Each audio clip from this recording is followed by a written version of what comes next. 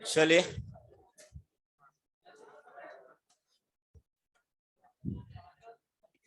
Class में आगे बढ़ना है।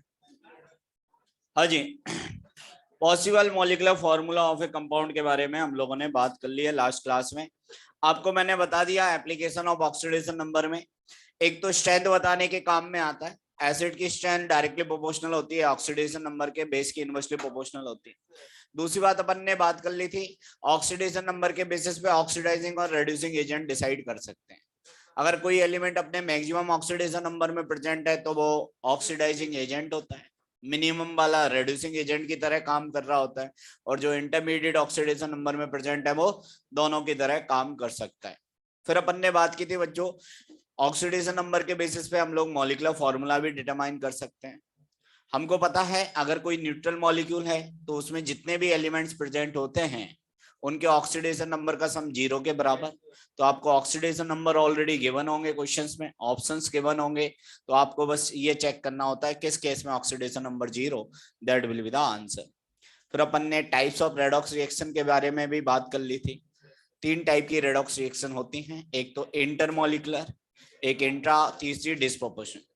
इंटरमॉलिक्यूलर में दो अलग अलग मॉलिक्यूल में दो अलग अलग एलिमेंट का ऑक्सीडेशन रिडक्शन देखा जाता है। इंट्रामॉलिक्यूलर में with in the same molecule, एक ही मॉलिक्यूल में दो अलग अलग एलिमेंट का ऑक्सीडेशन रिडक्शन हो रहा होता है।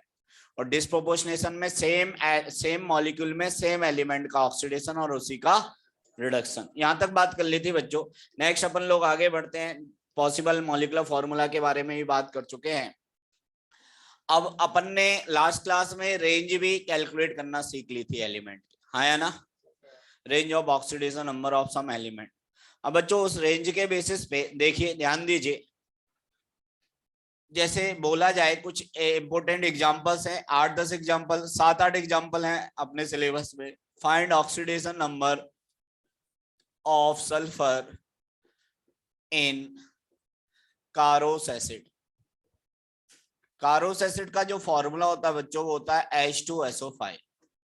This is known as Caro's acid. समझने की कोशिश करिए। अब देखिए एक्स मेथड से अगर आप सल्फर का ऑक्सीडेशन नंबर निकालें यहाँ पे, तो +1 × 2 +2 +x -10। 10 कहां से आया, समझ में आया? एक ऑक्सीजन का -2 × 5, तो x की वैल्यू क्या आई बच्चों? अब एक बात बताइए, जो सल्फर था वो किस ग्रुप का एलिमेंट था? 6वें ग्रुप का, 6th ग्रुप का एलिमेंट था, कल अपन ने बात की है। अच्छा, इसकी मैक्सिमम रेंज क्या जा सकती है? क्या है +8 में जा सकता है? नहीं जा सकता। मतलब अभी जो एक्स मेथड से आपने ऑक्सीडेशन नंबर निकाला, इट मींस वो सही नहीं आया, गलत है डेफिनेटली, क्योंकि सल्फर +6 से ज्यादा ऑक्सीडेशन नंबर तो रिप्रेजेंट नहीं कर पाता।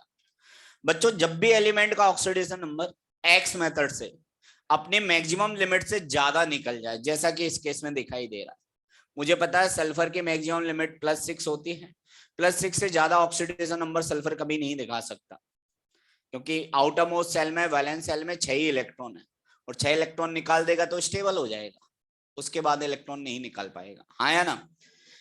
तो उस केस में हमको स्ट्रक्चर की जरूरत पड़ती है। किसकी? इस कंपाउंड के स्ट्रक्चर की, इसका ऑक्सीडेशन नंबर बताने की। लेकिन मैं आपको सजेस्ट करूंगा, आपको स्ट्रक्चर याद हो या नहीं भी याद हो तो भी आप आंसर दे सकते हैं।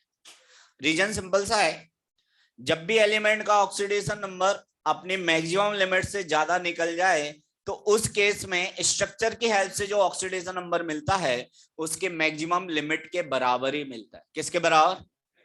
दैट मीन्स मुझे आंसर ऑलरेडी पता है, अगर मुझे स्ट्रक्चर नहीं भी पता तो भी, स्ट्रक्चर नहीं भी पता तो भी मुझे आंसर पता है, इसका आंसर क्या आएगा? और अपने मजेदार बात, एग्जाम में ये नहीं पूछेगा कि स्ट्रक्चर की मदद से बताओ, एग्जाम में तो बस यही पूछेगा कि H2SO5 में भैया सल्फर का ऑक्सीडेशन नंबर बता दो, तो बता सकते हो मैक्सिमम लिमिट के बराबर। बस थोड़ा सा ध्यान रखना पड़ेगा, ये ऑक्सीडेशन नंबर +8 भी देगा वो ऑप्शन में, क्या सल्फर +8 में जा सकता है?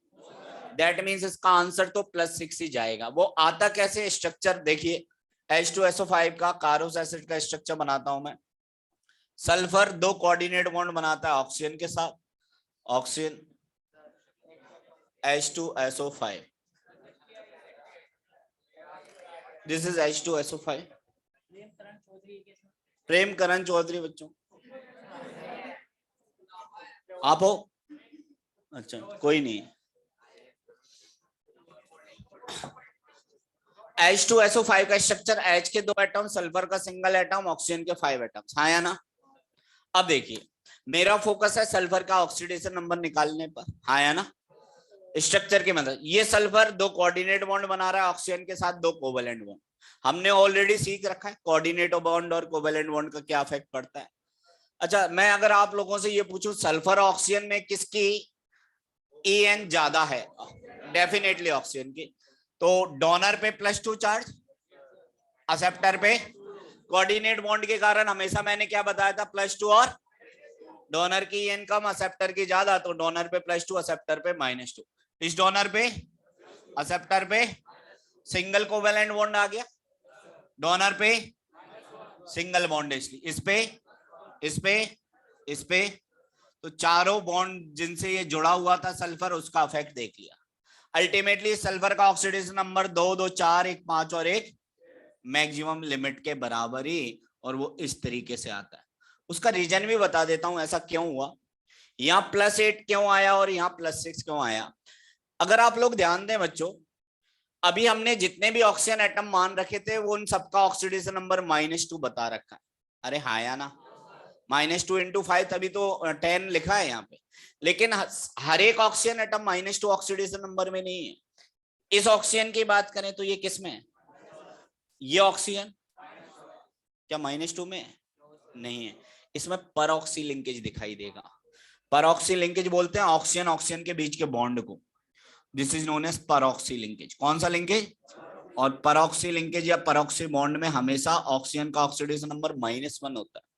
तो हमने तो सारे -2 में मान रखे हैं, लेकिन सारे ऑक्सीजन -2 में नहीं थे।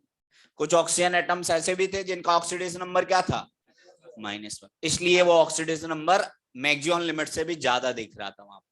बात समझ में आ रही है? ठीक है, ये H2SO5 की बात कर ली।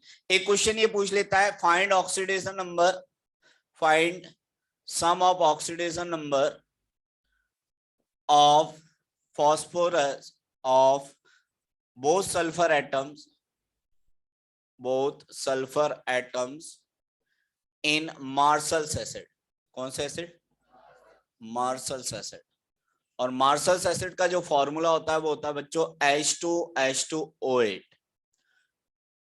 अगर मैं X मेथड लगाऊं बच्चों, फिर से वंस अगेन, अगर हम X मेथड अप्लाई करें तो +1 × 2 +2 +2x -16 बराबर 0, 2x की वैल्यू +14, x की वैल्यू क्या आई? क्या सल्फर +7 ऑक्सीडेशन नंबर दिखा पाएगा? फिर से वही बात आ गई, मैक्सिमम लिमिट से ज्यादा। अगेन अपन को किसकी जरूरत पड़ेगी? आंसर मुझे ऑलरेडी पता है, मिलना चाहिए +6। कैसे मिलता है देखते हैं। देखो इसका स्ट्रक्चर ऐसे बनता है, सल्फर 2 कोऑर्डिनेट बॉन्ड बनाएगा ऑक्सीजन के साथ, ये सल्फर, ये ऑक्सीजन, ये ऑक्सीजन, 4 ऑक्सीजन जोड़ दिए, एक H जोड़ दिया, फिर सल्फर जोड़ दिया, फिर 2 कोऑर्डिनेट बॉन्ड बना दिया ऑक्सीजन के साथ, ये ऑक्सीजन, ये ऑक्सीजन, और ये H2H2O8। H के कितने एटम? 2, सल्फर के 2, ऑक्सीजन के 1 2 3 4 5 6 7 8। परऑक्सी लिंकेज जरूर नजर आएगा, आ रहा है? ऑक्सीजन ऑक्सीजन के बीच के बॉन्ड को परऑक्सी लिंकेज कहा जाता है।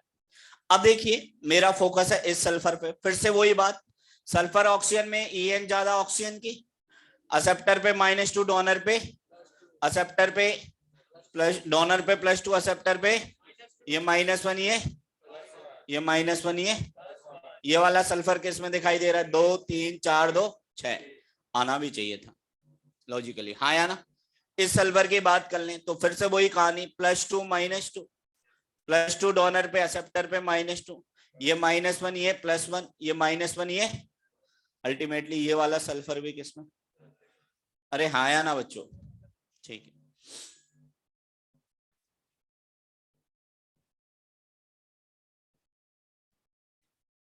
कोई नहीं, सही था वो।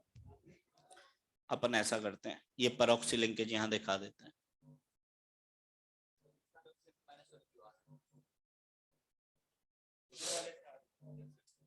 देखिए ये +2, ये +2, ये -2 एक्सेप्टर, ये -2, ये -1, ये +1, ये -1, ये सल्फर भी +6 में। अच्छा, इसमें पूछा sum of oxidation number of both sulphur atom, क्या सम बता दोगे? +6 और +6 कितना? तो सम पूछा है तो आंसर चला जाएगा +6 + 6 = +12।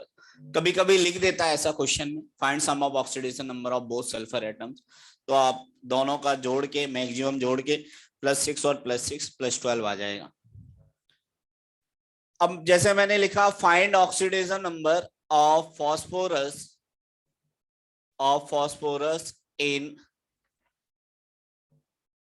इन peroxy monophosphoric acid, peroxy मोनोफॉस्फोरिक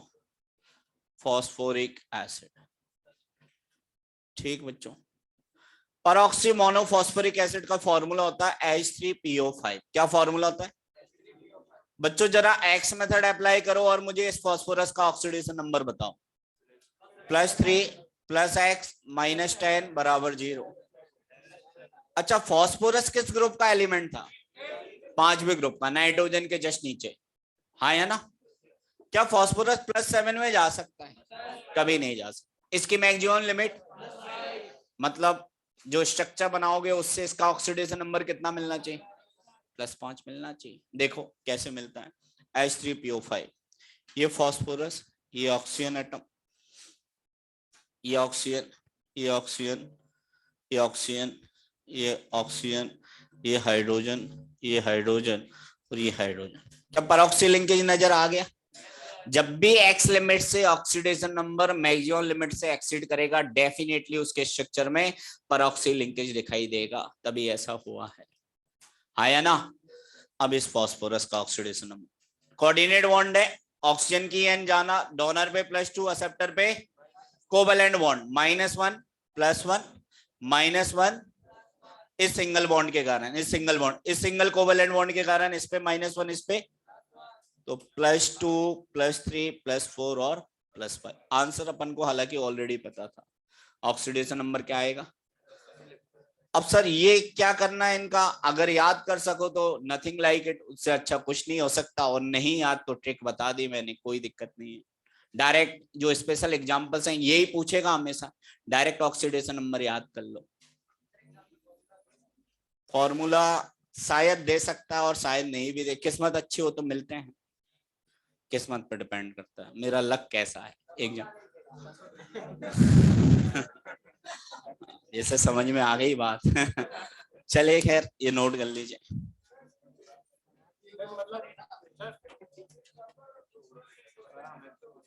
sulphur और, हाँ मैं जो एग्जांपल्स बता रहा हूँ उसमें जो मैं पूछ रहा हूँ वही पूछा जाता है एग्जाम में, ठीक है? हाँ डायरेक्टली याद कर लो, कोई दिक्कत नहीं।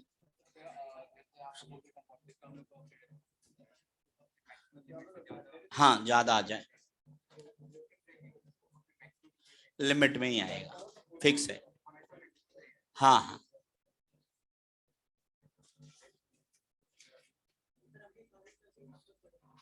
क्या?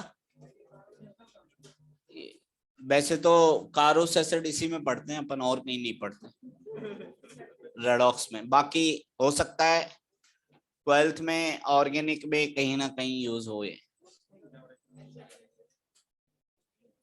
दिए होंगे, एक बार चेक करिए एनसीईआरटी में।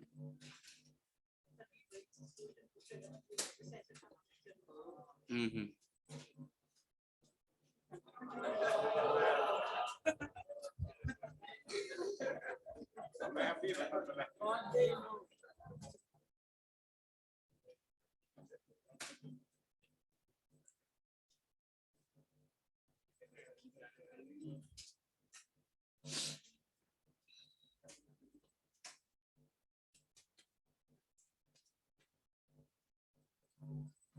तो कल कौन सी एक्स्ट्रा क्लास है आप लोगों की?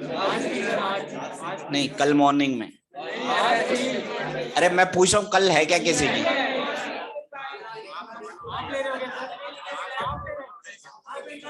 निपटा दें आपको, बताओ।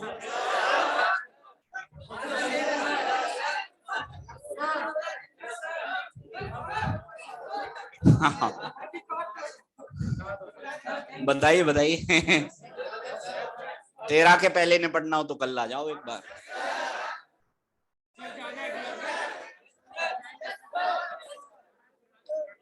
बताओ बुलवा लेते हैं। पक्का?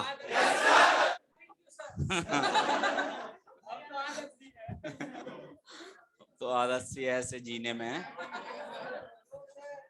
चलिए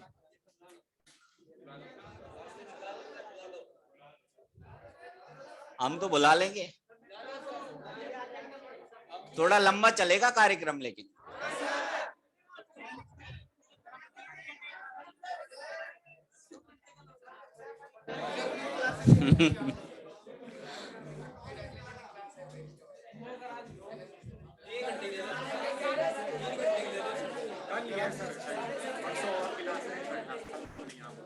कल कोई नहीं है? कितने लोग एग्री करते हैं कल बुला लिया जाए? चलो आओ तो फिर कल आओ। अभी अनाउंस करवा दे, हम ही कर रहे हैं अनाउंस, उधर बोल देते हैं बस हम। कल कल हमारी क्लास है। हाँ हाँ जी। कितने घंटे की? नहीं 2-2.5 घंटे। 2 या 2.5। कल रेडॉक्स निपट जाएगा, गैसी स्टेट अगले 2 दिन में। आज कौन सा लेक्चर है वैसे अपना? इस वीक में कितने लेक्चर और आएंगे? लोकेश 2 और आएंगे? अच्छा 2 और आएंगे। हाँ 2 में तो हो जाएगा, कल रेडॉक्स कर देंगे, 2 में आराम से वो हो जाएगा, तो आप फ्री हो जाओगे मतलब। हाँ जी, आर यू रेडी?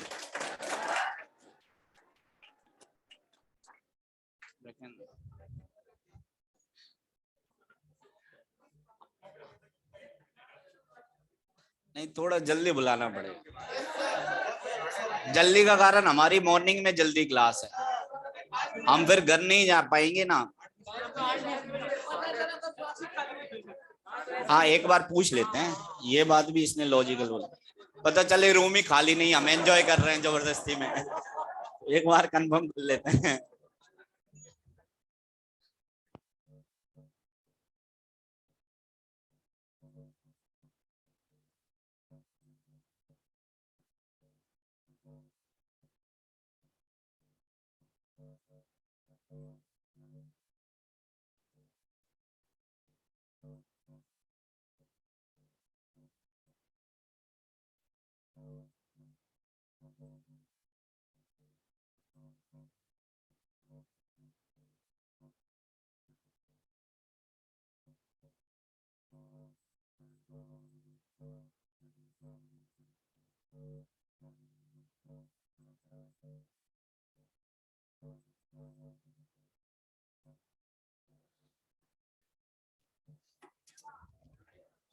देखते हैं अभी बताएंगे, वो बता रहे हैं।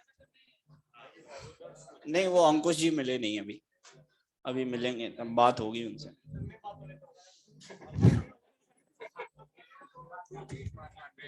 चलिए खैर ये नोट करिए फिलहाल तो जल्दी। नहीं नहीं ऑनलाइन वालों की भी चलेगी क्लास, ऑनलाइन वालों को कोई लोड नहीं है, चाय पी के एंजॉय करेंगे।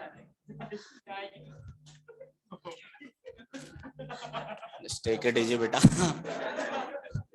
Find oxidation number of chromium, हाँ ये भी लिखना ही है, थोड़ा फास्ट नोट करना है बस। क्रोमियम पेंटा ऑक्साइड,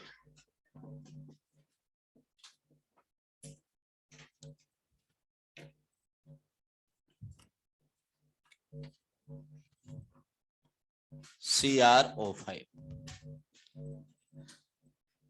बच्चों एक्स मेथड अगर आप लोग लगाएं क्रोमियम पेंटाऑक्साइड पे तो x - 10 = 0, तो x की वैल्यू क्या? ये तो और ज्यादा चमत्कार दिख रहा है भैया। मतलब 8 से भी ज्यादा इलेक्ट्रॉन निकाल दिए इसने, तो 10 निकाल दिए सीधे। ऐसा पॉसिबल नहीं हो सकता। फिर से किसकी जरूरत पड़ने वाली है? स्ट्रक्चर। आंसर पता है लेकिन बता चुका हूं, कल क्रोमियम का ऑक्सीडेशन नंबर मैक्सिमम लिखवाया था, +6 होता है। Mn का +7, क्रोमियम का +6 लिखवा रखा है। आंसर +6 मिलने वाला है। देखिए इसका जो स्ट्रक्चर होता है वो होता है बटरफ्लाई स्ट्रक्चर। कौन सा? बटरफ्लाई। एंजॉय कर रहे हैं तो बटरफ्लाई बनाने की कोशिश करते हैं। हमारी ड्राइंग बचपन से अच्छी रही, बच्चों को घमंड आज तक नहीं किया। नहीं करना चाहिए, निपट जाता है इंसान। ये ऑप्शन ठीक है, CrO5। रुलाओ मत अब, ठीक है, अब पता है कितनी बढ़िया है। अच्छा बच्चों, कितने परऑक्सी लिंकेज दिखाई दे रहे हैं? परऑक्सी लिंकेज बोला जाता है ऑक्सीजन ऑक्सीजन के बॉन्ड को। एक तो ये दिख रहा है, दूसरा ये दिख रहा है, आया ना? अभी तक तो एक एक ही परऑक्सी लिंकेज दिख रहा था, ये दिख रहा है इस स्ट्रक्चर में, इसमें ये दिखाई दे रहा है। इसमें 2 परऑक्सी लिंकेज हैं, इसलिए इसका ऑक्सीडेशन नंबर ज्यादा निकल गया।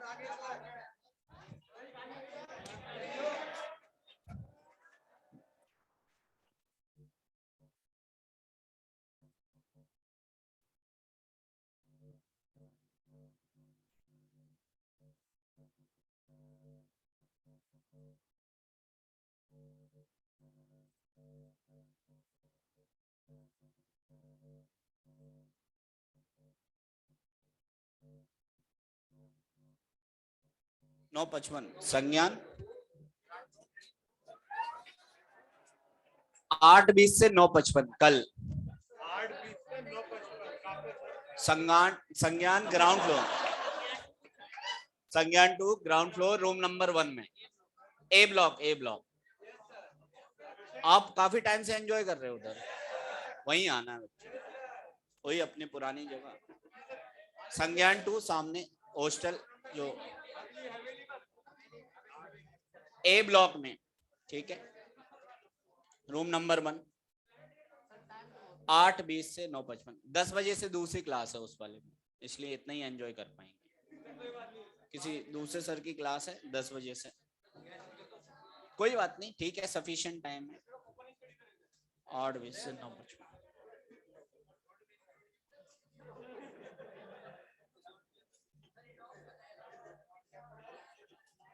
रेडॉक्स वैसे 2 घंटे मिल जाते तो खत्म ही था, आधा घंटा थोड़ा कम मिला है, कोई बात नहीं।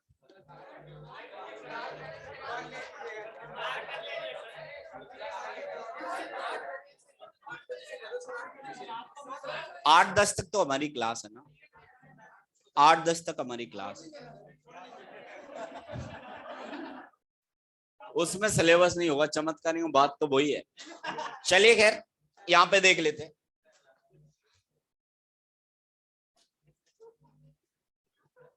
ये क्रोमियम, इस ऑक्सीजन का ऑक्सीडेशन नंबर बच्चों, इस क्रोमियम का ये -1 ये, ये -1 ये, ये -2 ये, +2 ये, -1 ये, अल्टीमेटली +2 +3 +4 +5 +6, ये क्रोमियम +6 ऑक्सीडेशन नंबर रिप्रेजेंट करेगा। This is known as butterfly structure, chromium pentoxide. हम बता रहे हैं ना बेटा, ऐसे पता लगेगा।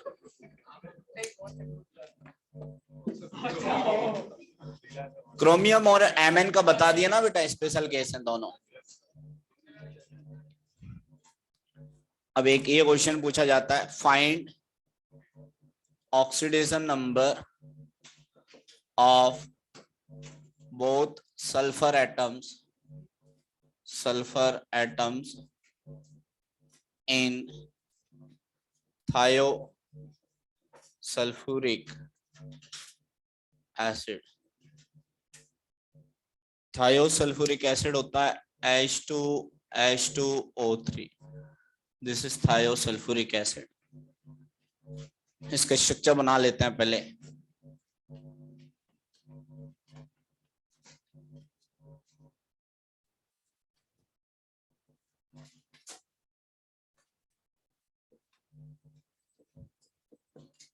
ये स्ट्रक्चर होता है H2H2O3 का।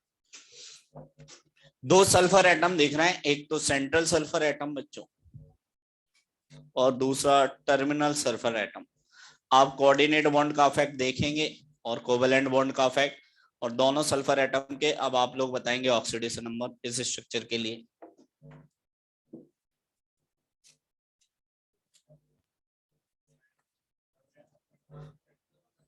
हाँ जी, टर्मिनल का जीरो नहीं, गलत बता रहे हो। ये बता रखा है कोऑर्डिनेट बॉन्ड के केस में डोनर रिसेप्टर का कंसेप्ट। करो, ट्राई करो।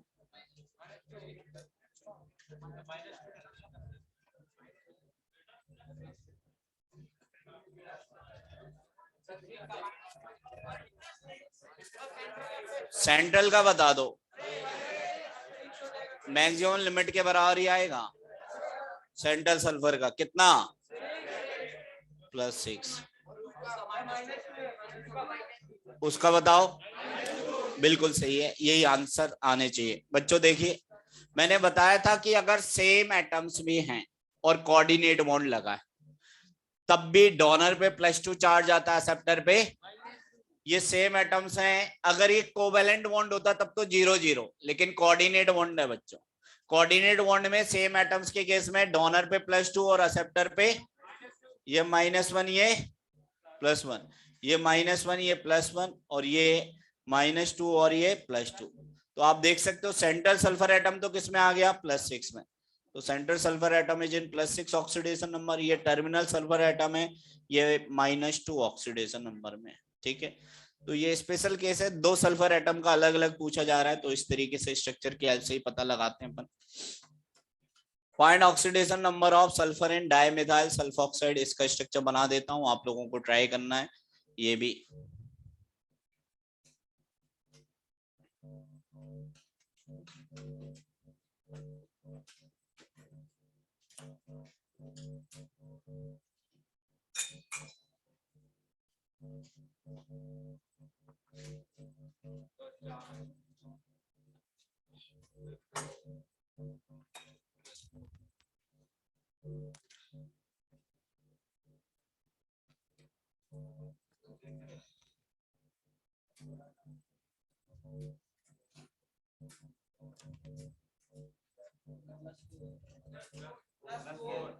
हाँ जी,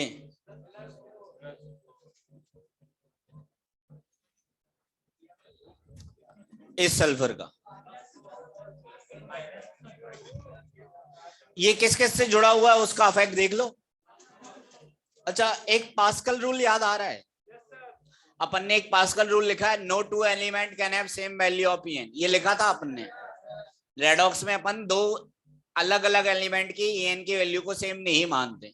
तो पास्कल रूल के अकॉर्डिंग सल्फर और कार्बन में किसकी EN ज्यादा मानते हैं, सल्फर की EN ज्यादा मानी जाती है। किसके, मतलब ये दोनों बॉन्ड बना रहे हैं तो ज्यादा EN किसकी है, सल्फर पे कौन सा चार्ज, इस सिंगल बॉन्ड के कारण -1, इस सल्फर पे भी इस सिंगल बॉन्ड। सल्फर ऑक्सीजन में किसकी EN ज्यादा, तो इस पे -2 और डोनर पे +2 -2।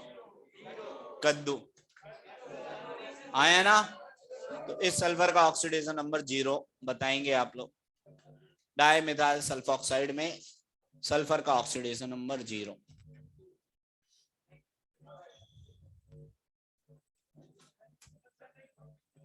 नहीं हुआ, जल्दी करिए फास्ट।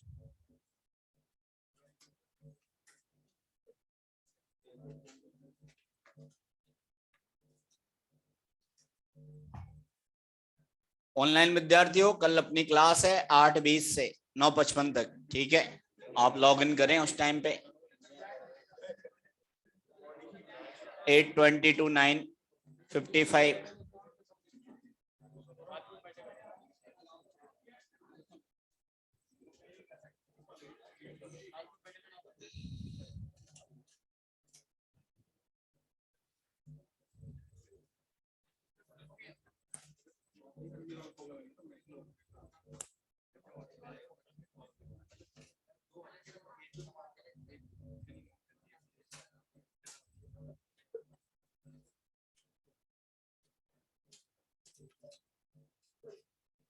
Eight 20 morning.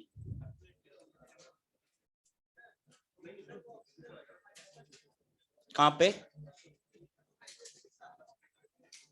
इस पे, ये वाला ये सल्फर ऑक्सीजन में किसकी एन ज्यादा, ऑक्सीजन की। सिंगल कोवलेंट बॉन्ड है, -1 इस सल्फर पे +1, कोवलेंट बॉन्ड का इफेक्ट।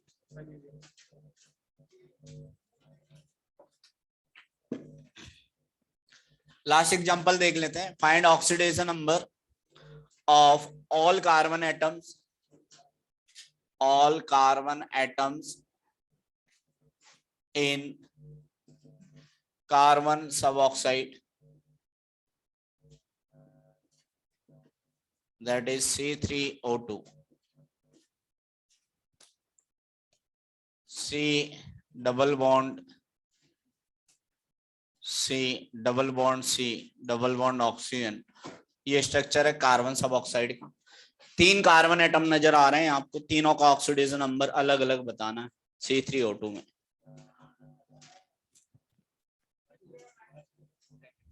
सिंपल है, कोवलेंट बॉन्ड ही है तीनों केस में, तो बता दीजिए। बच्चों ऑक्सीजन कार्बन में किसकी एन ज्यादा, इस ऑक्सीजन पे -2, इस कार्बन पे, कार्बन कार्बन के कारण 0 और सेम एटम है, तो इस कार्बन का ऑक्सीडेशन नंबर क्या बताओगे, +2 आ गया, हाँ या ना। अच्छा इस कार्बन का 0 और इसके कारण, तो ये कार्बन किस में आ गया, 0 में, और ये +2 ऑक्सीडेशन नंबर में, ठीक है। और इस कार्बन का भी क्या आ जाएगा बच्चों, ये -2 और ये कार्बन, तो ये +2 में आ गया, तो ये कार्बन +2 ऑक्सीडेशन नंबर में, ये कार्बन 0 में, और ये वाला कार्बन +2 में। अलग अलग अगर ऑक्सीडेशन नंबर पूछे तो ऐसे बता दो। तो बच्चों यही कुछ एग्जांपल्स हैं जो कि आपसे पूछे जाएंगे, 6-7 एग्जांपल्स हैं, जिनको डायरेक्टली आप चाहें तो डायरेक्टली याद रख लें, या स्ट्रक्चर याद कर सकें तो स्ट्रक्चर के हेल्प से भी पता लगा सकते हो।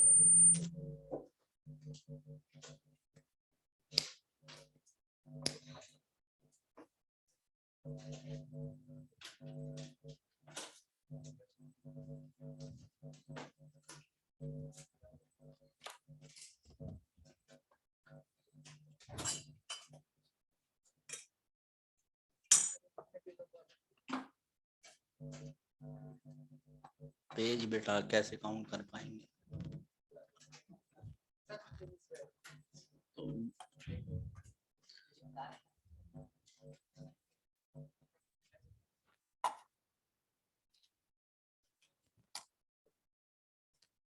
तो ये कुछ स्ट्रक्चर्स थे बच्चों जो कि पूछे जा सकते हैं आपसे।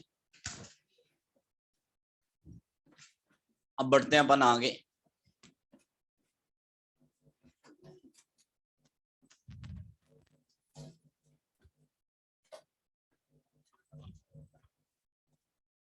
वो नोट कर लिया सब लोगों ने, कर लीजिए।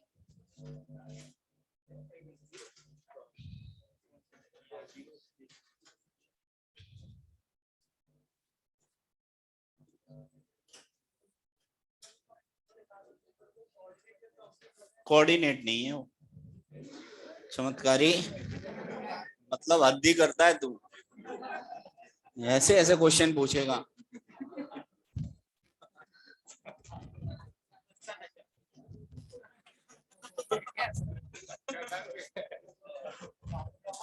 अब फिर नीचे भी कोऑर्डिनेट बना दिए, ऐसा बोलेगा तो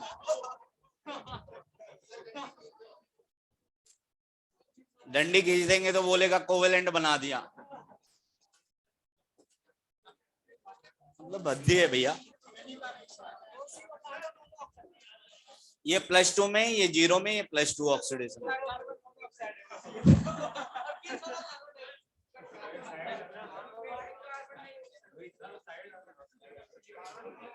बढ़े आगे। वो यही बोल रहा है कि सर आगे बढ़िए। चलिए आगे बढ़ते हैं बच्चों, नेक्स्ट हेडिंग होगी अपनी, नहीं बैलेंसिंग अब आएगी इसके बाद, कल आ पाएगी balancing. Equivalent weight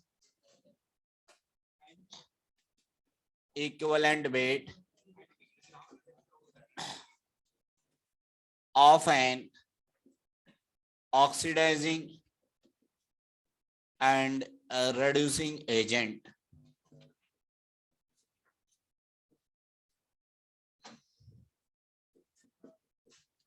Equivalent weight of an oxidizing and reducing agent.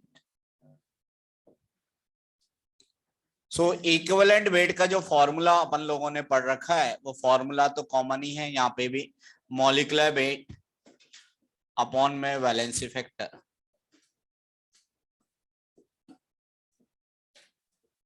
Molecular weight को अपन लोग बच्चों यहाँ कैपिटल एम से भी रिप्रेजेंट करेंगे कभी कभी, molecular weight capital M by valency factor. अब यहाँ पे जो वैलेंसी फैक्टर कैलकुलेट करेंगे उसका ध्यान रखना है। देखो ऑक्सीडाइजिंग या रिड्यूसिंग एजेंट का मतलब या तो रिडक्शन हो रहा होगा या ऑक्सीडेशन। ऑक्सीडाइजिंग एजेंट मतलब जिसका रिडक्शन हो रहा हो, रिड्यूसिंग एजेंट मतलब जिसका। बच्चों जब भी ऑक्सीडेशन या रिडक्शन होगा तो इलेक्ट्रॉन या तो एलिमेंट लूज करेगा या गेन करेगा, हाँ या ना। ऑक्सीडेशन होगा तो इलेक्ट्रॉन का लॉस होता है, रिडक्शन में इलेक्ट्रॉन का गेन होता है। तो अपन लोग लिख रहे हैं total number of electrons lost or gain by a single molecule।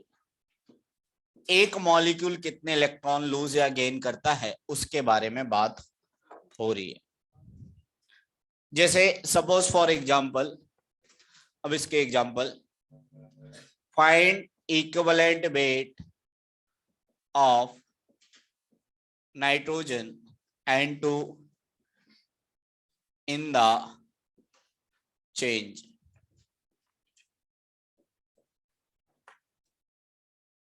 ध्यान दीजिए बच्चों, nitrogen is converted into ammonia. Suppose ये कोई चेंज दे रखा है और इसमें अपन से नाइट्रोजन का ऑक्सीडेशन नंबर पूछ रहा है,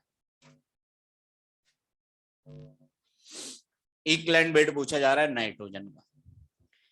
अच्छा मुझे यहाँ पे ये नहीं देखना कि ये बैलेंस है नहीं है, दोनों तरफ इधर कुछ और लिखा है इधर कुछ और लिखा है, कुछ भी लिखा जाए, आपको पहली बात तो दोनों तरफ सेम एलिमेंट ही देखना होता है।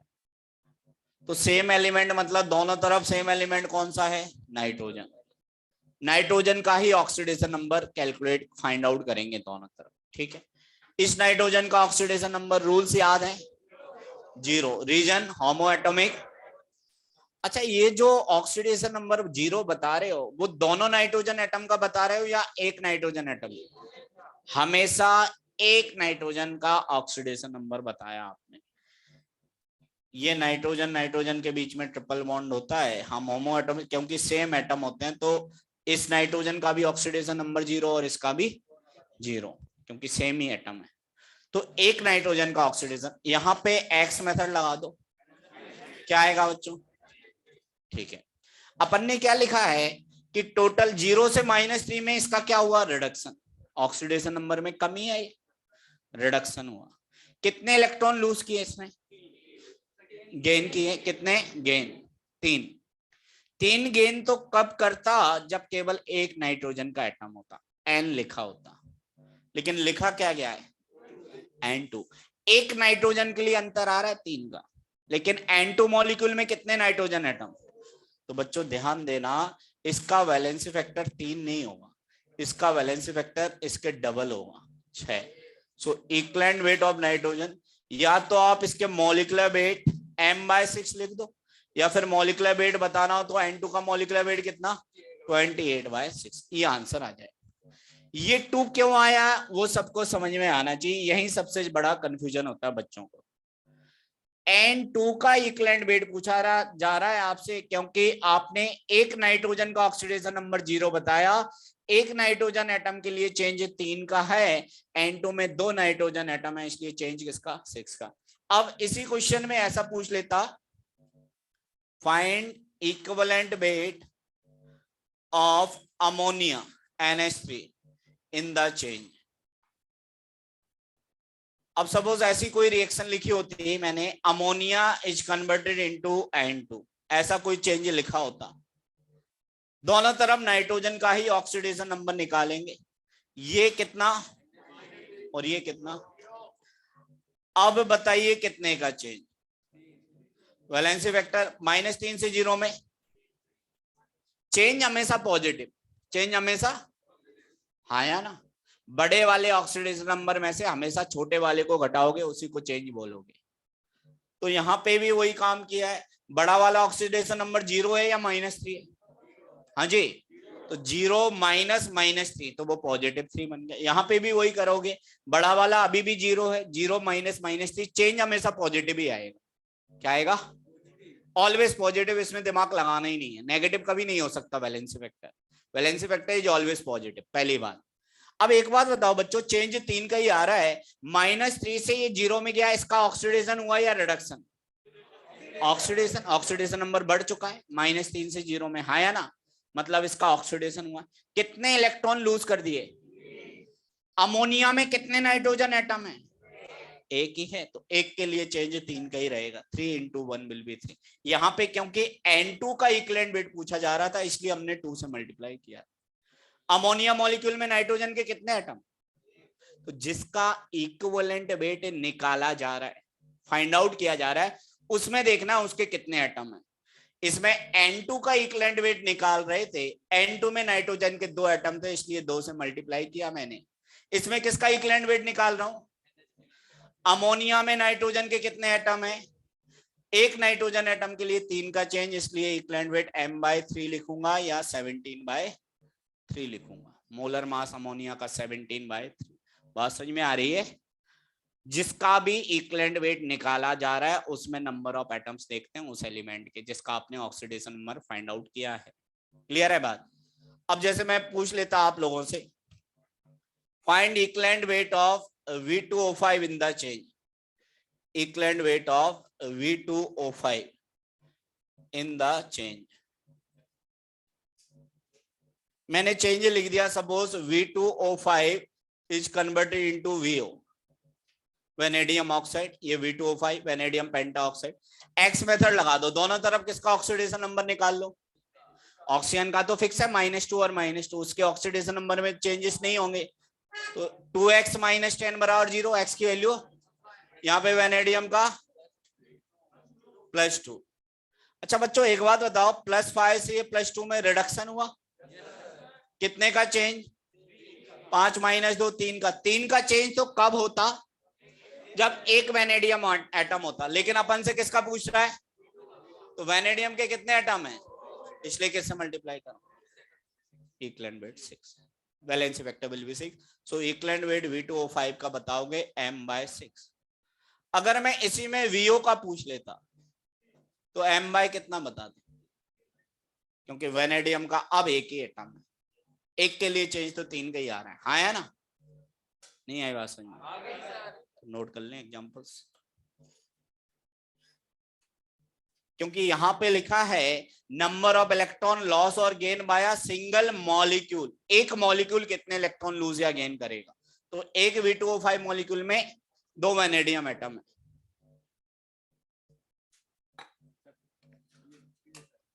कौन सा 3? ये वाला, ये 3 +5 से +2 में कितने का अंतर? माइनस ही करते हैं हमेशा, बड़े वाले ऑक्सीडेशन नंबर में से छोटे वाले को। उतने ही तो इलेक्ट्रॉन गेन कर लिए इसने।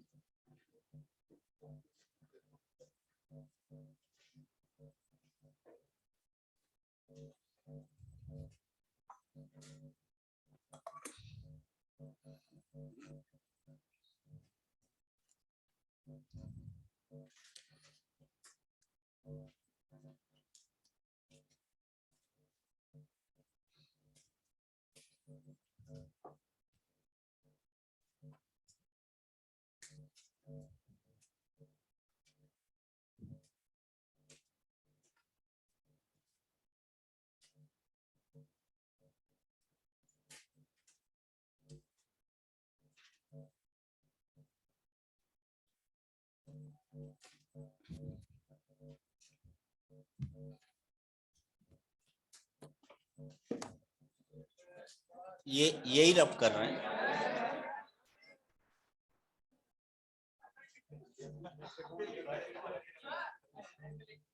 अरे बेटा पहले यहीं से स्टार्ट करना था, लेकिन अपन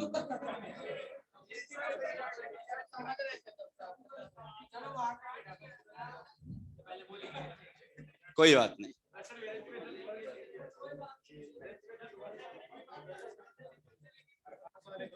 चमत्कारियों,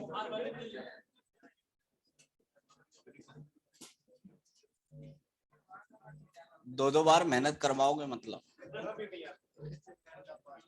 जल्दी लिखिए, अब साथ साथ में लिख लीजिए, कोई दिक्कत नहीं है। साथियों थोड़ा सा जल्दी करें।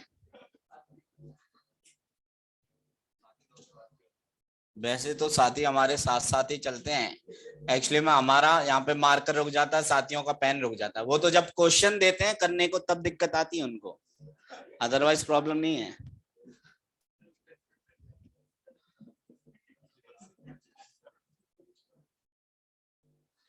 ये लिखा हुआ था, जल्दी से नोट कर ले।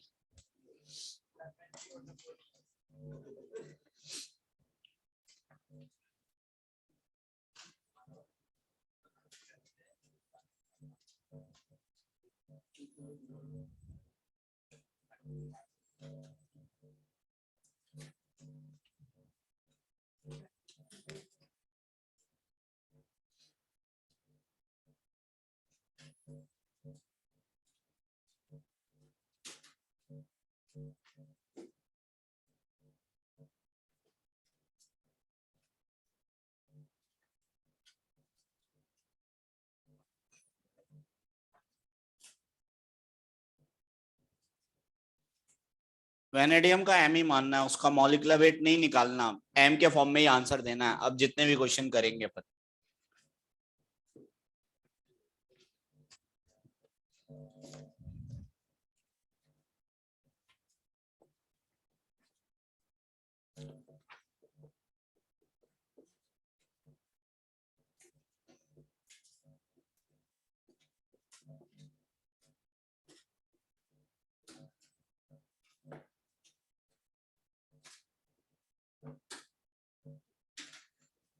अब मॉलिक्यूलर वेट को आपको केवल एम ही लिखना है बच्चों, केवल वैलेंसी वेक्टर बताना है एम बाई कितना आएगा हर एक क्वेश्चन में, क्योंकि मॉड्यूल में क्वेश्चन एम अपॉन में ही दे रखे हैं आंसर्स।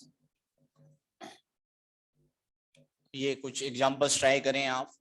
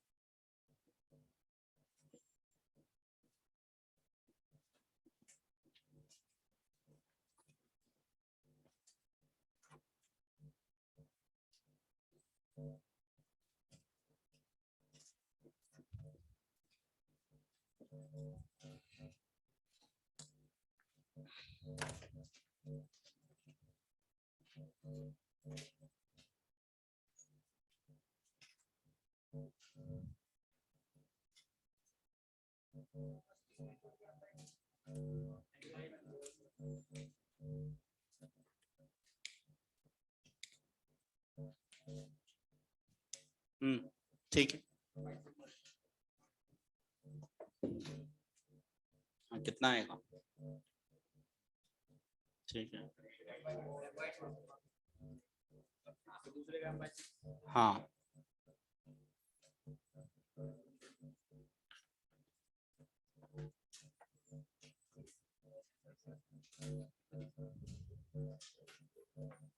बच्चों केवल चेंज देखना है कितने का आ रहा है।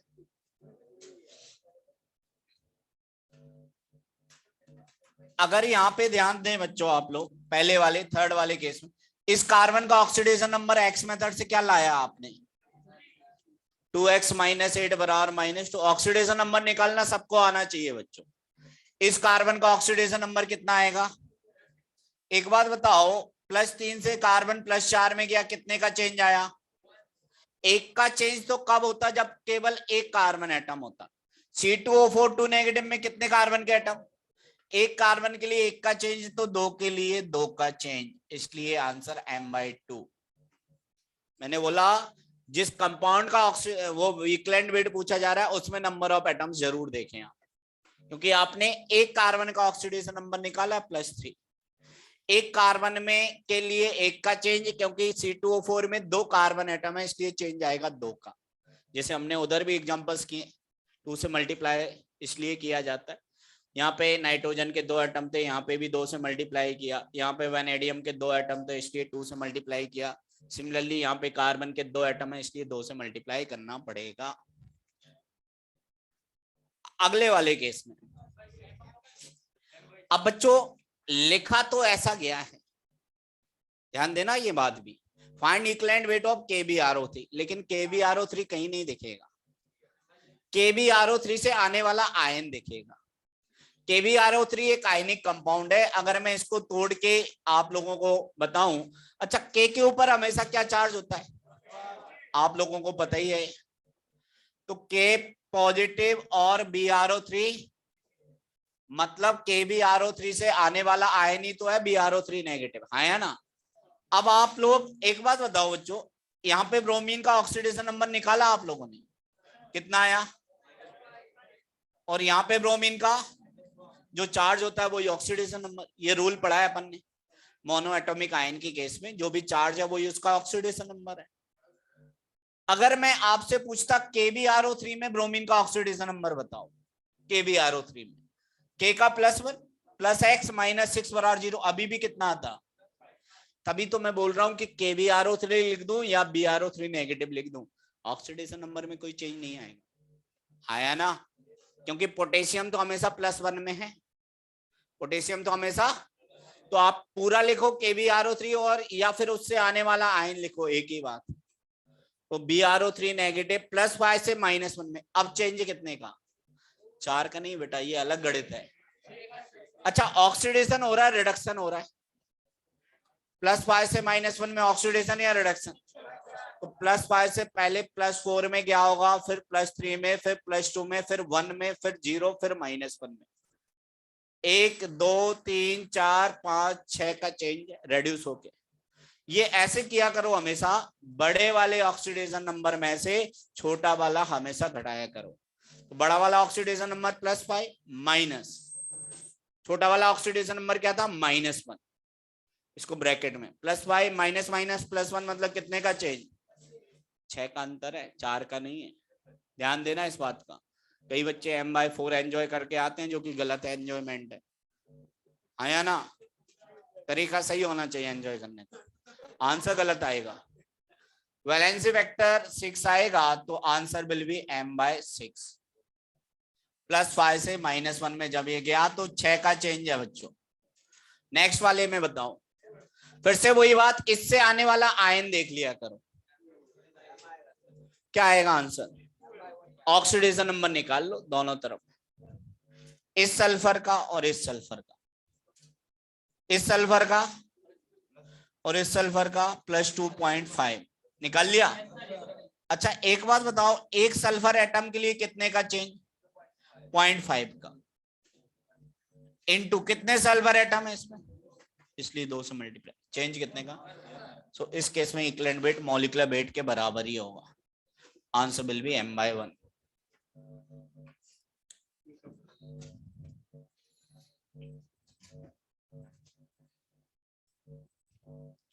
डाउट हो पूछ लीजिए बच्चों किसी को भी।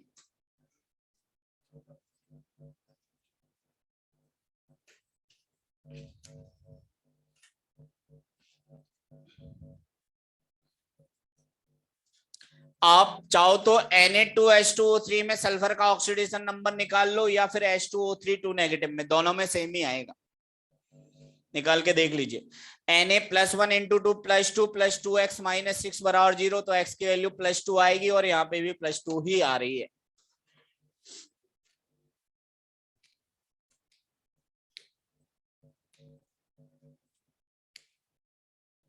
कौन सा, ये वाला बेटा, ये ब्रोमीन x मेथड से x - 2 × 3 -6 = -1, चार्ज कितना -1, तो x की वैल्यू क्या आ जाएगी +5, इसमें हमने पढ़ रखा है मोनो एटॉमिक आयन के केस में जो चार्ज नजर आ रहा है वही ऑक्सीडेशन नंबर है, मतलब इसका ऑक्सीडेशन नंबर +5, ब्रोमीन का, इधर ब्रोमीन का ऑक्सीडेशन नंबर -1। +5 से -1 में कितने का अंतर, रिडक्शन हुआ, पहले +5 से +4 गया होगा, फिर +3 +2 +1 0 -1, तो चेंज है 6 का, 1 2 3 4 5 6। ठीक है, इसलिए या फिर ऐसे कर लो, बड़ा वाला ऑक्सीडेशन नंबर +5, माइनस साइन हमेशा बीच में, छोटा वाला क्या है -1, चेंज कितने का, +6 का।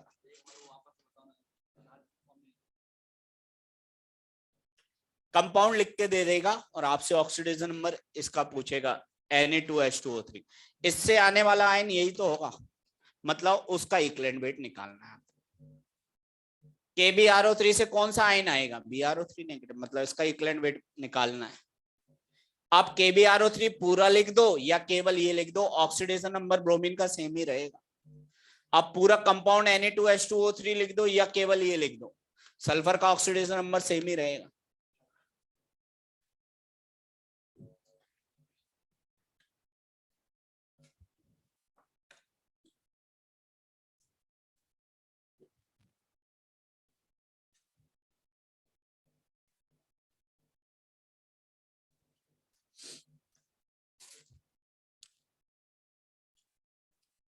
अब कभी कभी ऐसा क्वेश्चन बना देता है, find value of X in the change या इन द रिएक्शन।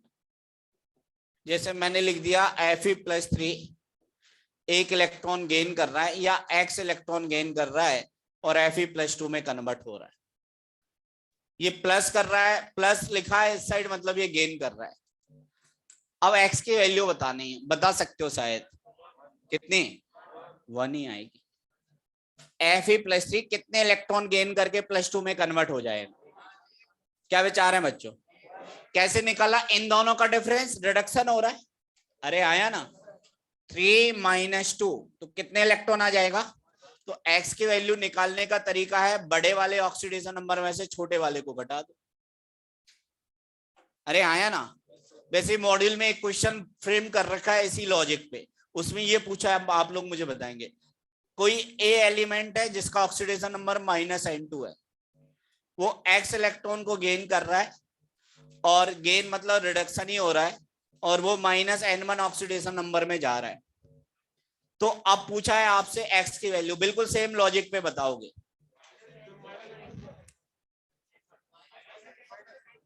बड़ा वाला ऑक्सीडेशन नंबर कौन सा, -N2, हाँ या ना, माइनस साइन लगा दो बीच में, ये वाला माइनस, और छोटा वाला कौन सा है, -N, ये ब्रैकेट में लिखते हैं।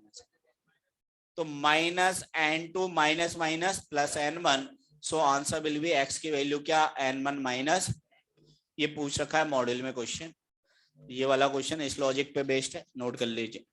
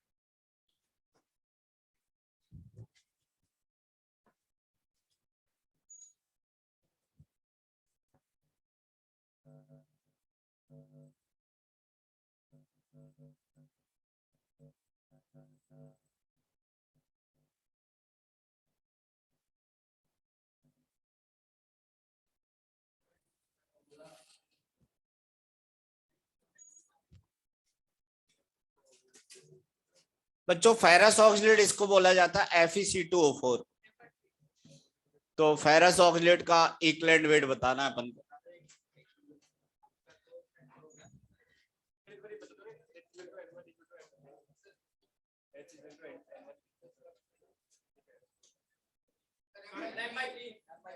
M/3 बिल्कुल।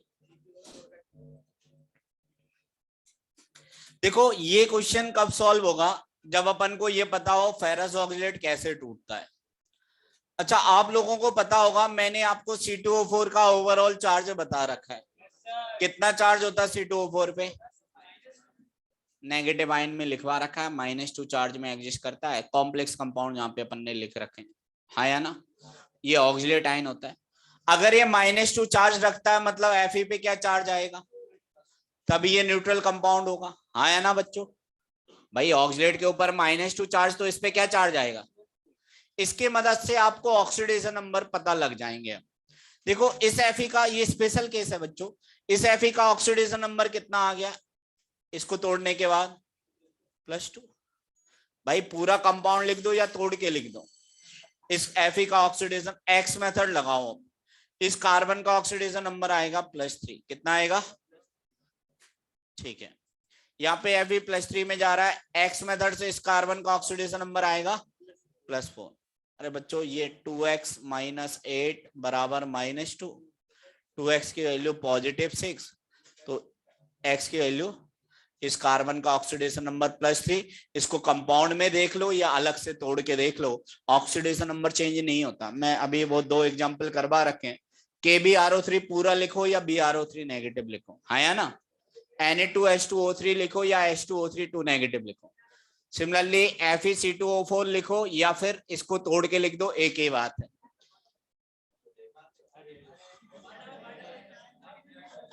अरे सुनो इधर बेटा, स्पेशल एग्जांपल, Fe+2 से कहां गया आप, अब मेरी बात ध्यान से सुनना मैं क्या बोल रहा हूं।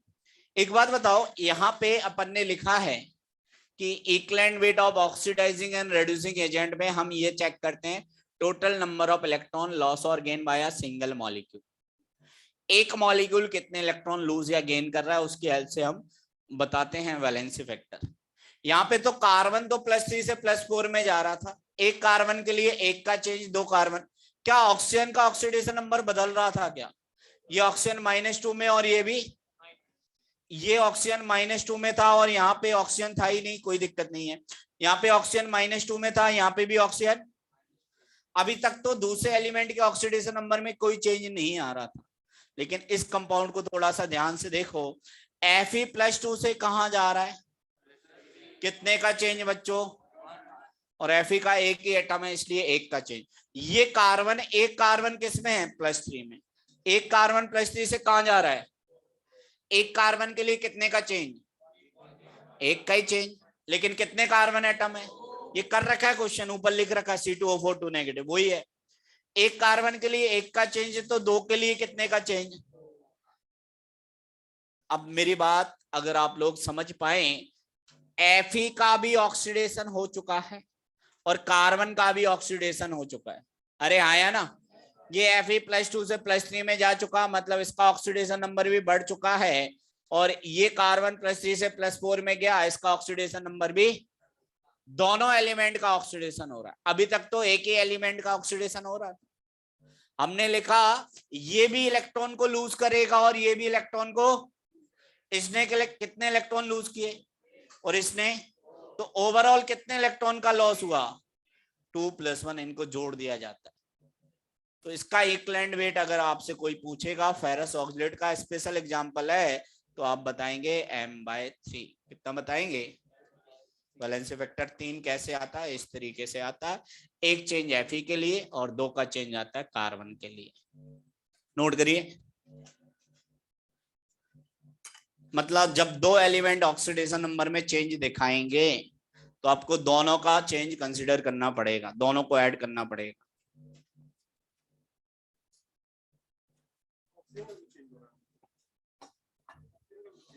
कहाँ हो रहा है, एक ऑक्सीजन का ऑक्सीडेशन नंबर तो -2 है, इधर भी कितना, -2 है, तो चेंज कब हुआ ऑक्सीजन के ऑक्सीडेशन नंबर में? तो फेरस ऑक्सीडेट का इक्विवेलेंट वेट या वैलेंसी फैक्टर 3 आता है बच्चों, इस तरीके से आता है।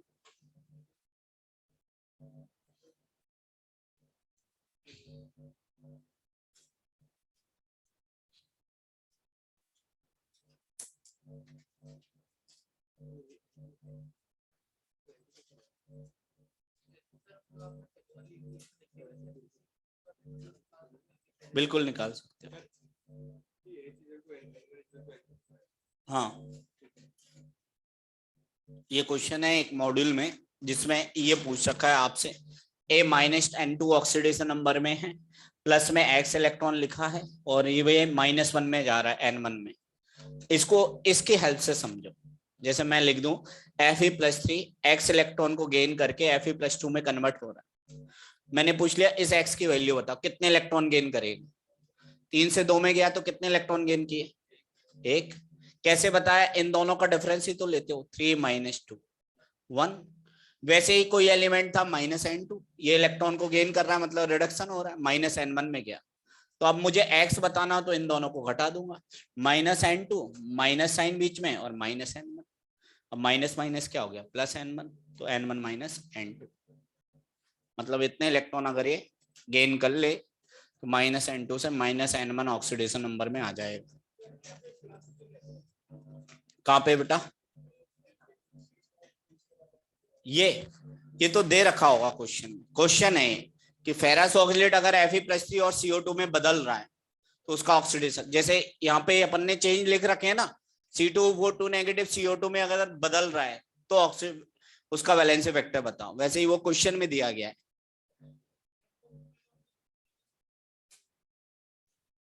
क्या ऑक्सीडेशन नंबर? नहीं, दोनों का निकाला ना, Fe का भी पता लगाया, फेरस का वैसे +2 ही होता है।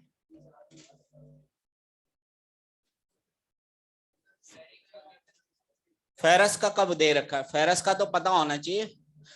इस तरीके से टूटता है, ऐसे पता लगाया मैंने कि भाई ऑक्सीडेट आयन -2 चार्ज में रहता है, मतलब Fe किस में रहेगा? +2 में, तभी ये न्यूट्रल मॉलिक्यूल हो सकता है। तो यहां से मुझे आइडिया लग गया कि इस Fe का ऑक्सीडेशन नंबर +2, और इस कार्बन का X मेथड से यहां से निकाल लो या X मेथड यहां लगा दो, दोनों से सेम ही है। एक और ऐसा ही क्वेश्चन है, आप लोग अगर ट्राई कर पाए तो शायद, find equivalent weight of AH2H3 in the change.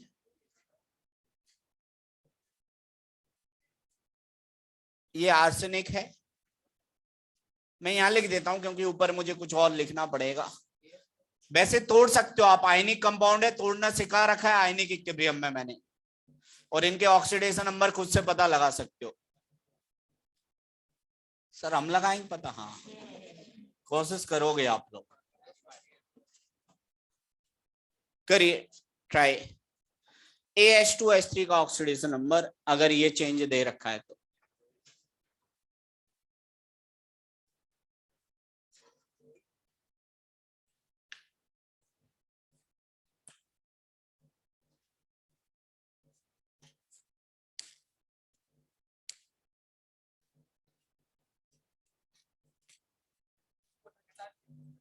नहीं, कुछ रिएक्शन नहीं है, चमत्कारी।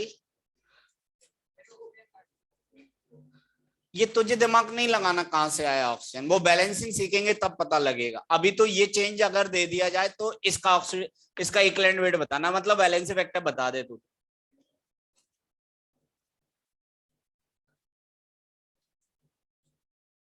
ऐसे तो फिर तूने यहाँ नहीं बोला ये CO2 कहां से आ गया, या और भी पीछे एग्जांपल किए हैं। मैंने बोला वो नहीं देखना कि इधर कुछ है, रिएक्टेंट साइड क्या है, प्रोडक्ट साइड क्या है, आपको तो बस चेंज पे फोकस करना है। देखते हैं कौन बता पाएगा इसका आंसर। M/, कितना मतलब वैलेंसी फैक्टर ही बताना है आपको। नहीं, M/6 तो गलत है बच्चों, M/4 इज रॉन्ग आंसर। जल्दी करिए। पहले तो तोड़ना आना चाहिए, तभी ऑक्सीडेशन नंबर पता लगा पाओगे इनके, आर्सेनिक के और सल्फर के। इस तरफ तो एक्स मेथड से पता लग जाएंगे, लेकिन इस तरफ ऑक्सीडेशन नंबर पता लगाने के लिए इनको आपको ब्रेक करना आना चाहिए। आयनिक कंपाउंड है। हाँ बेटा, ऐसा आ रहा है, सही हो सकता है।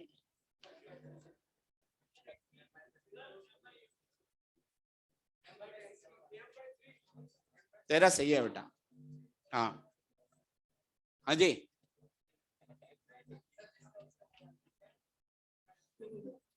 अच्छा मुझे एक बात बताओ, क्या इसको मैंने तोड़ना नहीं सिखाया आयनिक में? AXBY वाला तरीका, आर्सेनिक के 2 एटम है और सल्फर का 1 एटम, बताओ कैसे टूटेगा? आर्सेनिक तो एक साथ होता है, AH2 और H3, बताओ कैसे टूटेगा? AXBY, X की वैल्यू 2, A की जगह आर्सेनिक है, चार्ज कितना? +3 सल्फर, क्या चार्ज? ये सबको तोड़ना आता है। मतलब कहने का इसके एल से आपको पता ये लग गया कि इस आर्सेनिक के ऊपर क्या चार्ज है? दो चार्ज है, वही इसका ऑक्सीडेशन नंबर है। तो एक आर्सेनिक का ऑक्सीडेशन नंबर +3, इस सल्फर का ऑक्सीडेशन नंबर जो इसके ऊपर चार्ज होता है वही ऑक्सीडेशन नंबर। हाँ या ना बच्चों? +3 × 2 +6, एक सल्फर का -2 × 3 -6, +6 -6 ओवरऑल ये न्यूट्रल मॉलिक्यूल। हाँ या ना? अरे हाँ या ना? +3 में एक आर्सेनिक है, 2 एटम है तो प्लस है, एक सल्फर -2 में 3 एटम है तो माइनस है, प्लस है ओवरऑल ये न्यूट्रल मॉलिक्यूल है या नहीं है? बिल्कुल है। तोड़ना आपको AXBY वाले तरीके से पता है, जो एलिमेंट पे चार्ज होता है वो इसका ऑक्सीडेशन नंबर। अब एक्स मेथड लगाओ, इस एक्स मेथड लगाओगे तो इधर कितना आएगा? x -8 बराबर -3, x की वैल्यू +5। इस सल्फर का कितना आएगा? ये ऑक्सीडेशन नंबर निकालना आना चाहिए। जब तक ऑक्सीडेशन नंबर नहीं निकाल पाओगे तब तक आप नहीं बता सकते कितने का चेंज। अच्छा एक बात बताइए अब मुझे, आर्सेनिक +3 से कहां गया?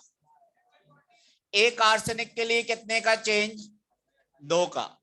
3 से 5 में गया, लेकिन कितने आर्सेनिक एटम? 2 × 2, कितने का चेंज? आर्सेनिक के लिए तो 4 का चेंज। वैसे सल्फर -2 से कहां जा रहा है? -2 से +6 में कितने का अंतर? 8 का। -2 से +6, हमेशा बड़े वाले में से छोटे वाले को घटाते हैं। कितने का चेंज? +6 और ये -2। एक आर्सेनिक के लिए चेंज 8 का, कितने आर्सेनिक एटम है? तो टोटल चेंज कितने का? 4 + 24, 28 का। तो इसका आंसर आएगा M/28।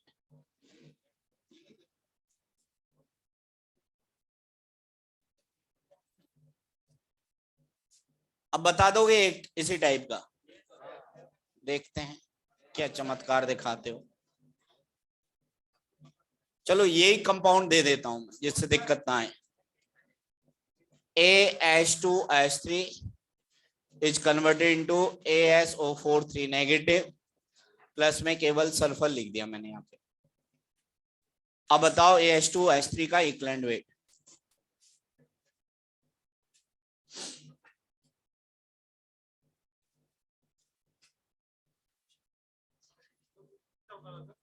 हाँ AH2H3 का ही बताना है।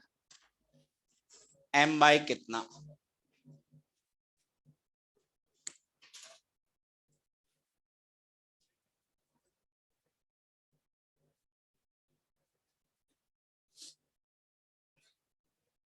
बिल्कुल करिए ट्राई सभी लोग।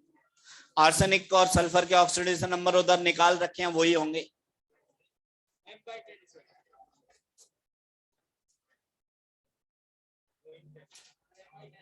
M/10 will be the correct answer. आएगा M/10। एक बात बताओ, आर्सेनिक +3 में ही है और ये सल्फर किसमें है? ये +3 से कहां जा चुका?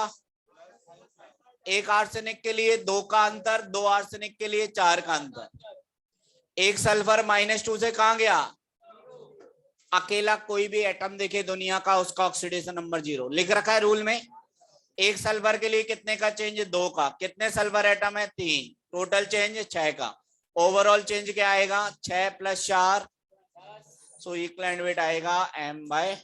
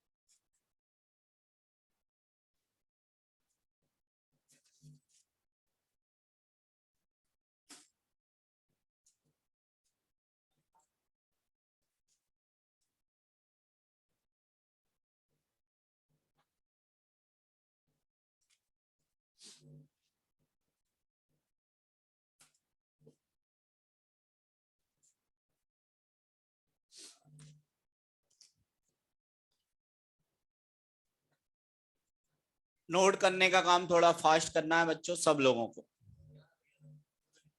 हाँ हाँ बिल्कुल लिखना है। अच्छा अभी तक क्या हो रहा था बच्चों, या तो एलिमेंट का ऑक्सीडेशन हो रहा था या रिडक्शन हो रहा था, मतलब या तो वो इलेक्ट्रॉन को लूज कर रहा था या गेन कर रहा था। लेकिन अगर आपको याद हो एक डिस्प्रोपोर्शनेशन रिएक्शन पढ़ रखी है अपन, उसमें ऑक्सीडेशन भी होता है सेम एलिमेंट का और रिडक्शन भी होता है। जैसे ये एग्जांपल दिख रहा है, यहाँ पे क्लोरीन का ऑक्सीडेशन नंबर कितना, होमो एटॉमिक मॉलिक्यूल, यहाँ पे क्लोरीन का -1, एक्स मेथड से इस क्लोरीन का +7 आएगा। अब बच्चों देख अगर आप लोग ध्यान दें, ये क्लोरीन 0 से -1 में गया तो रिडक्शन हो चुका, ये क्लोरीन 0 से +7 में गया तो क्या हो चुका, मतलब ये इलेक्ट्रॉन लूज भी कर रहा है। और उस केस में किस तरीके से ऑक्सीडेशन नंबर निकालते हैं, इस फॉर्मूले की हेल्प से, N1 × N2/N1 + N2। अभी तक तो अपन जोड़ रहे थे क्योंकि या तो ऑक्सीडेशन ही हो रहा था केवल या फिर रिडक्शन, लेकिन अब दोनों हो रहे हैं। तो अब क्या काम करना है, सिंपल ही है। 0 से -1 में बच्चों वैलेंसी वेक्टर बताओ, एक का चेंज तो कब, जब केवल एक क्लोरीन, कितने क्लोरीन एटम, इसलिए चेंज इसको N1 बोल दो। क्या बोल दो, ये क्लोरीन 0 से और कहां गया +7 में, इसके लिए चेंज कितने का, एक क्लोरीन के लिए 7 का चेंज, 2 के लिए इसको N2 बोल दो। आप किसी को भी N1 N2 बोल सकते हो, इसको N2 बोल दो, इसको N1, आपकी मर्जी, क्योंकि अल्टीमेटली दोनों मल्टीप्लाई होंगे और दोनों जोड़ेंगे सेम ही आएगा। अरे आया ना, मैं 7 × 2 लिखूं या 2 × 7 कोई फर्क पड़ेगा, मैं 2 + 7 लिखूं या 7 + 2 लिखूं कोई फर्क पड़ेगा। तो N1 की वैल्यू क्या आ गई 2 और N2 की वैल्यू, तो इसका वैलेंसी फैक्टर अगर आप आपसे पूछे तो 2 × 7/2 + 7 कितना आ गया 14/,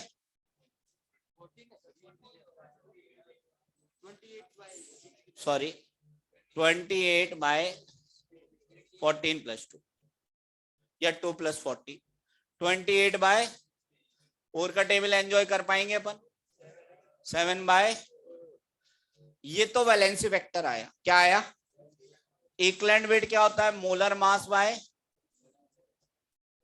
मोलर मास है m, valency vector 7/4, so answer will be 4m/, कर लोगे, चलो अच्छी बात है कर लोगे। तो एक लास्ट एग्जांपल कर लो, हाँ ये नोट कर लीजिए आप, find equivalent weight of Br2 in the reaction, disproportionation reaction है। Br2 is converted into Br negative plus BrO3 negative।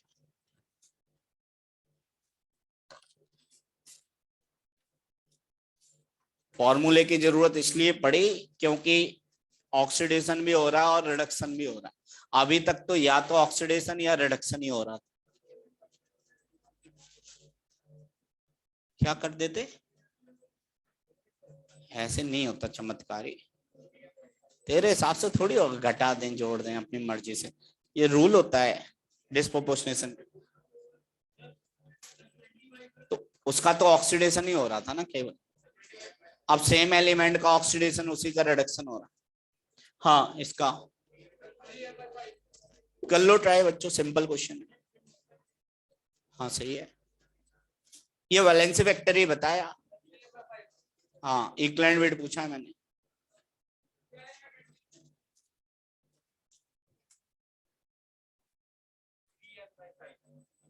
ठीक है,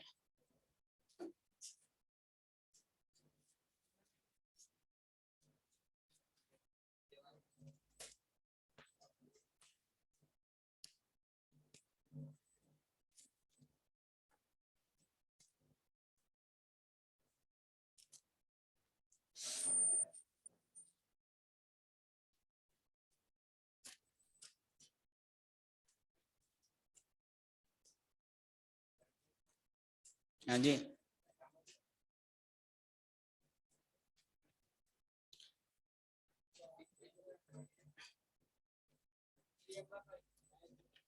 कर सकते हो बच्चों, बहुत आसान है सभी लोग। ये ब्रोमीन किस में है, 0 में, ये किस में है, +5 में। ये 0 से -1 में गया तो 1 का अंतर, 1 ब्रोमीन एटम होता, 2 ब्रोमीन है इसलिए 2 का अंतर, ये N1 की वैल्यू हो गई। ये 0 से +5 में गया, 1 ब्रोमीन के लिए 5 का चेंज, 2 के लिए 10 का चेंज, ये N2 की वैल्यू हो गई।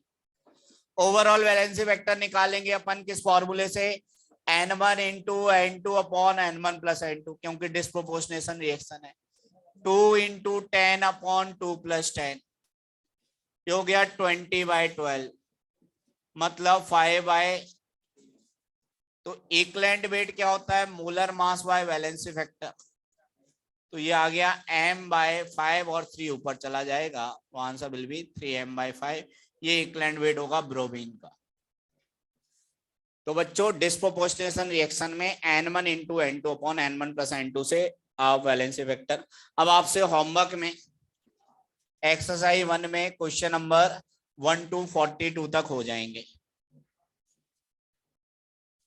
कल अपन बैलेंसिंग स्टार्ट कर देंगे बच्चों, ठीक है।